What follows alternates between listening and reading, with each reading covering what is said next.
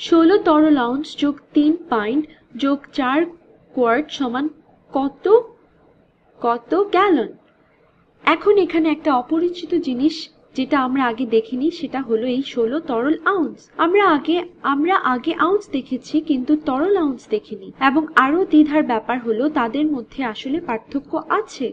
তরল আউন্স তরল আউন্স তরল আউন্স হলো একটা আয়তনের পরিমাপ।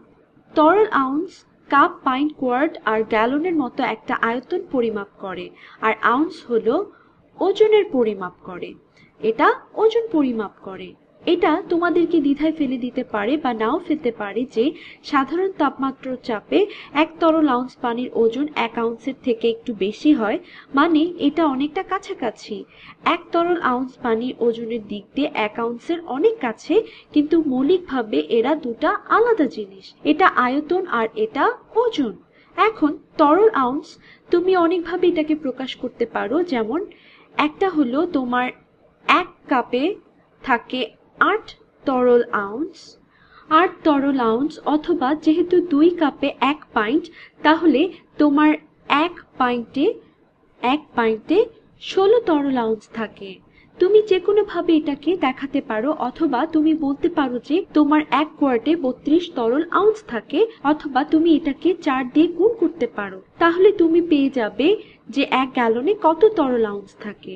আর আউন্সে, যেটা একটা ওজনের একক, সেটাতে 16 আউন্সে 1 পাউন্ড থাকে।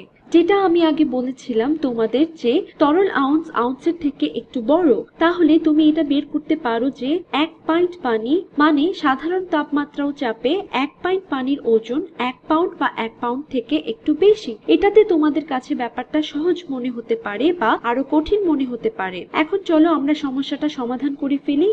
তাহলে আমাদের আছে 16 তরল আউন্স। আমি তোমাদেরকে বলেছি যে 16 তরল আউন্সে 1 পাইন্ট হয়, তাহলে 16 তরল আউন্স আমি এখানে লিখে ফেলছি। 16 তরল আউন্স গুণ, এখানে দেখো আমরা আসলে তরল আউন্সটাকে কেটে ফেলতে চাই, তাই আমরা তরল আউন্সকে হরে লিখছি। তরল আউন্স, তাহলে 1 পাইন্টে কত তরল আউন্স? আমাদের লবে পাইন্ট দরকার। আমরা কিছুক্ষণ আগেই দেখলাম যে 1 পাইন্টে 16 তরল আউন্স, অর্থাৎ 16 ভাগের 1 ভাগ পাইন্ট হয়। তাহলে আমরা দেখছি যে এখানের এই 16 তরল আউন্স আর এই 16 তরল আউন্স কাটা চলে যায়। আবার 16 ভাগের 16 এখানে আছে। 16 গুণ 1 ভাগ 16 সমান হলো 1 পাইন্ট। তাহলে আমরা এটা জানি যে 16 তরল আউন্সে 1 পাইন্ট। তাহলে আমাদের যদি 16 তরল আউন্স থাকে, তার মানে আমাদের এখানে 1 পাইন্ট আছে। তাহলে আমাদের এই 1 পাইন্ট যোগ আরো 3 পাইন্ট। তাহলে আমরা যদি এখানে এই অংশটুকু যোগ করি, এই সবগুলো যদি আমরা যোগ করি, 1 পাইন্ট যোগ 3 করি, তাহলে আমরা 4 পাইন্ট পাই। এখন আমাদের এই 4 পাইন্টকে আমরা কোয়ার্টারে রূপান্তর করে ফেলি।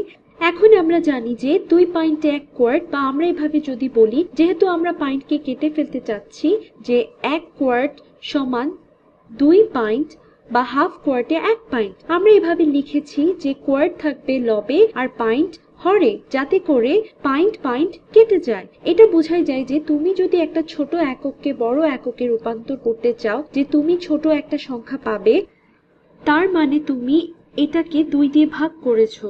4 গুণ হাফ বা 4 ভাগ 2 সমান 2 কোয়ার্ট। তার মানে এই পুরো অংশটা, এই 4 পাইন্ট সমান 2 কোয়ার্ট। তুমি এটা কল্পনা করতে পারো যে 2 পাইন্টে 1 কোয়ার্ট মানে 4 পাইন্টে 2 কোয়ার্ট। তাহলে তোমার এখানে 2 কোয়ার্টে আছে, যার সাথে আরো 4 কোয়ার্ট যোগ হবে। তাহলে এই পুরো অংশটা এই 2 কোয়ার্ট যোগ 4 কোয়ার্ট সমান হলো 6। তাহলে এই পুরো জিনিসটা হলো 6 কোয়ার্ট। আমাদের এখন এটাকে গ্যালনে রূপান্তর করতে হবে। আমি এটা এখানে লিখছি, 6 কোয়ার্ট। এটাকে আমরা গ্যালন বানাবো, তাহলে আমাদের লবে গ্যালন থাকতে হবে এবং আমাদের হরে থাকতে হবে কোয়ার্ট, যাতে করে আমরা যখন গুণ করব তখন এটা এই কোয়ার্টের সাথে কেটে যায়। তাহলে 1 গ্যালনে কত কোয়ার্ট? 1 গ্যালনে 4 কোয়ার্ট, বা 1 কোয়ার্টে 1 গ্যালনের 4 ভাগের 1 ভাগ থাকে। এখন আমরা গুণ করতে পারি। এই কোয়ার্টগুলো কেটে যায় 6 গুণ 1/4 মানে 6 ভাগ 4 গ্যালন। এখন আমরা এটাকে একটু সহজ করে ফেলি। আমরা এখানে লবকে আর হরকে 2 দিয়ে ভাগ করতে পারি, তাহলে এটা আর 3/2 গ্যালন একই জিনিস। তাহলে আমাদের উত্তর হবে 3/2। এখানে হবে 3/2 গ্যালন। এটাকে তুমি যদি মিশ্র ভগ্নাংশে লিখতে চাও তাহলে 3/2 হলো 1 ভাগশেষ সহ 1, তাহলে এটা হবে 1 আর হাফ গ্যালন। দুটাই আমাদের সঠিক উত্তর।